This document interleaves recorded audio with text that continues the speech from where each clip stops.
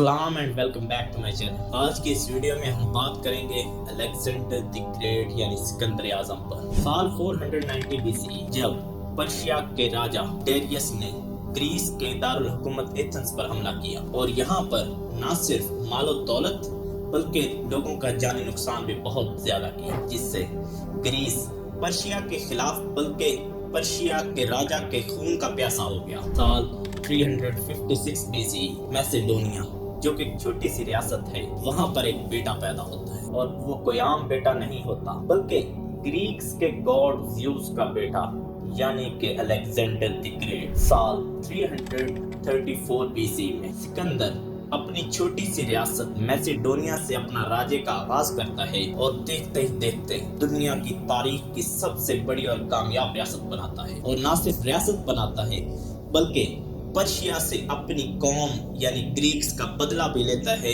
और पर्शिया को नेस्तो नाबूद करके रख देता है। साल 326 बीसी जब अलेक्जेंडर खड़ा है हिंदुस्तान के बॉर्डर पर और उसका अगला टारगेट है हिंदुस्तान, लेकिन ऐसा क्या होता है कि अलेक्जेंडर अपना इरादा तर्क कर देता है और वापस ग्रीस चला जाता है। ये सब बातें, ये सब हकाइक आपस में जुड़े हुए हैं अलेक्जेंडर को शहंशाहों का शहंशाह बनाने में, बल्कि यूं कहें कि ग्रीक्स का गॉड बनाने में। अलेक्जेंडर का जन्म साल 356 बीसी में होता है और वो पैदा होता है मैसेडोनिया के एक छोटे से शहर पेला में। और पैदा होते साथ ही ग्रीस के लोग अलेक्जेंडर को अपने गॉड ज़्यूस का बेटा मानने लगते हैं और इस बात में उनका साथ देती है अलेक्जेंडर की मां ओलंपिया, जो ये यकीन दिलाती है कि अलेक्जेंडर वाकई ही उनके गॉड का बेटा है। अलेक्जेंडर का बाप फिलिप II अलेक्जेंडर की खूबियों से मुतासिर होकर उसको एक कामयाब राजा देखना चाहता होता है। इसके लिए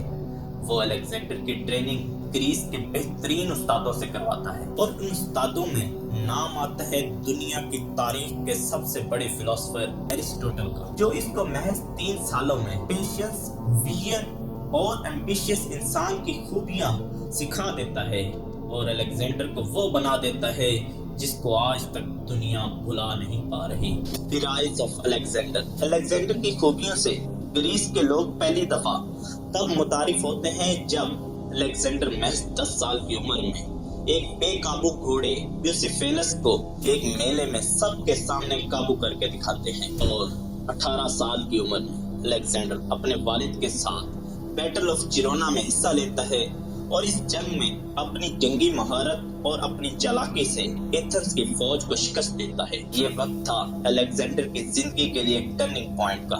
इस जंग के बाद मैसेडोनिया के लोगों का भरोसा अलेक्जेंडर पर बहुत बढ़ जाता है और इस बात से तकवीत मिलती है अलेक्जेंडर के एम्बिशंस को। Persian expedition. पूरा ग्रीस पर्शिया के खिलाफ नफरत से भरा हुआ होता है और अलेक्जेंडर इस नफरत को इस्तेमाल करते हुए मुख्तलिफ शहरों की आर्मी कमांडर्स और नोबेल्स को अपनी मैसेडोनिया की आर्मी में शामिल कर लेता है। पूरे ग्रीस को मुत्तहिद करने के बाद अलेक्जेंडर पर्शिया के साउथ में अपनी फौज को लेकर दाखिल होता है और छोटी मोटी चंद लड़ाइयों के बाद आखिर अलेक्जेंडर का सामना होता है द ग्रेट पर्शियन आर्मी, जो साइज में अलेक्जेंडर की फौज से दुगनी होती है।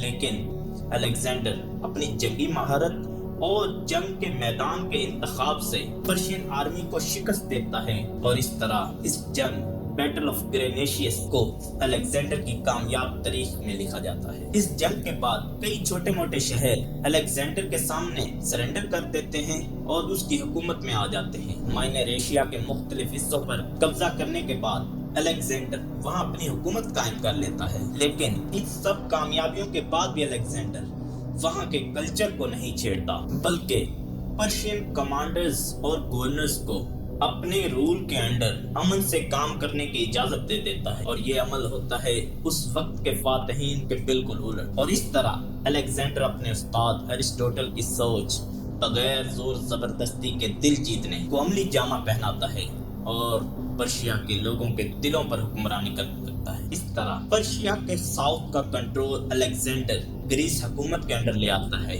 लेकिन वो क्या कहते हैं شیر کی پیاس کبھی بھی پانی سے نہیں بجھ سکتی۔ الیگزینڈر کا مقصد صرف پرشیا کا ساؤتھ کنٹرول کرنا نہیں تھا، بلکہ پورے کے پورے پرشیا کا کنٹرول حاصل کرنا تھا۔ اسی لیے الیگزینڈر اپنی فوج کو لے کر پرشیا کے سب سے اہم حصے کی طرف بڑھنے لگتا ہے، اور اس طرح سامنا ہوتا ہے الیگزینڈر کی فوج کا پرشیا کی سب سے بڑی فوج کے ساتھ۔ اس مقابلے میں الیگزینڈر کی فوج میں ہوتے ہیں 47,000 فوجی، اور پرشین آرمی میں ہوتے ہیں 1 لاکھ سے بھی زائد فوجی۔ پرشیا کا راجہ ڈیریس III پچھلی جنگ میں الیگزینڈر کی چال بازیوں سے متعارف ہو جاتا ہے، اسی لیے اتنی بڑی فوج ہونے کے باوجود وہ اپنی فوج کو محتاط ہو کر اور پلاننگ کے ساتھ لڑنے کا حکم دیتا ہے۔ لیکن پرشیا کی آرمی کی پلاننگ الیگزینڈر کی پلاننگ کے سامنے ٹک نہیں پاتی، اور الیگزینڈر بڑی چالاکی سے پرشین آرمی کو گھیر کر حملہ کرتا ہے، جس سے ڈیریس گھبرا کر پیچھے بھاگتا ہے،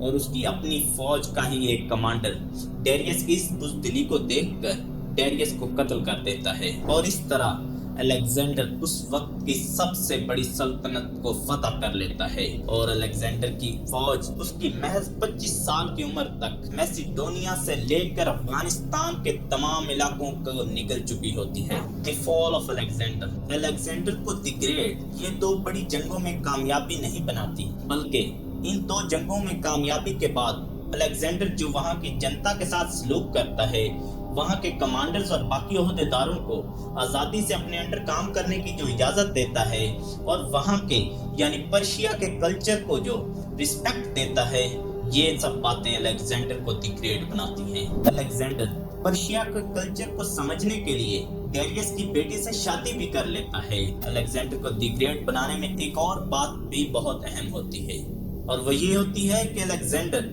پرشیا میں حملہ کرنے کے بعد، اس کو فتح کرنے کے بعد، پرشیا کے خزانوں کا منہ وہاں کی جنتا کی بھلائی کے لیے کھول دیتا ہے۔ اس بات سے جہاں وہاں کی جنتا بہت زیادہ خوش ہوتی ہے، وہیں پر الیگزینڈر کے اپنے عہدیدار اس بات سے بہت زیادہ ناراض ہوتے ہیں، اور نتیجتاً وہ الیگزینڈر کے خلاف سازشیں کرنے لگتے ہیں۔ لیکن الیگزینڈر بہت چوکنا آدمی ہوتا ہے، اسی لیے ان کی یہ سازشیں بہت دیر تک الیگزینڈر کا کچھ بھی بگاڑ نہیں پاتی۔ اسی دوران الیگزینڈر ہندوستان پر حملہ کرنے کا فیصلہ کر لیتا ہے، اور وہ خیبر پاس کے تھرو ہندوستان میں داخل ہوتا ہے، اور وہاں کے حکمران راجہ پورس کے ساتھ اس کا سامنا ہوتا ہے۔ راجہ پورس الیگزینڈر سے بالکل خوفزدہ نہیں ہوتا، اور اس کی فوج الیگزینڈر کی فوج کے لیے اس وقت کی سب سے طویل اور کٹھن جنگ تیار رکھتی ہے۔ راجہ پورس الیگزینڈر کی اتنی بڑی فوج کے ساتھ بڑی بہادری کے ساتھ لڑتا ہے، اور نتیجتاً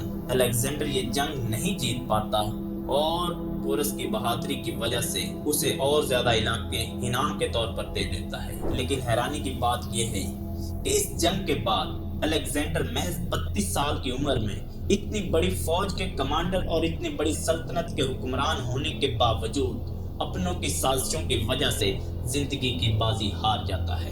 دی لیگیسی اینڈ ریفلیکشن، ہندوستان کے ساتھ جنگ کے بعد الیگزینڈر سال 323 BCE میں بیبلون واپس چلا جاتا ہے، جہاں پر وہ موت سے 10 دن تک جنگ کے زخموں اور بخار کی وجہ سے لڑتا ہے، لیکن آخرکار ہار مان لیتا ہے۔ لیکن حیران کن بات یہاں پر یہ ہے کہ مردہ ڈکلیئر ہونے کے بعد بھی الیگزینڈر کی باڈی 6 دن تک ڈیکمپوز نہیں ہو پاتی۔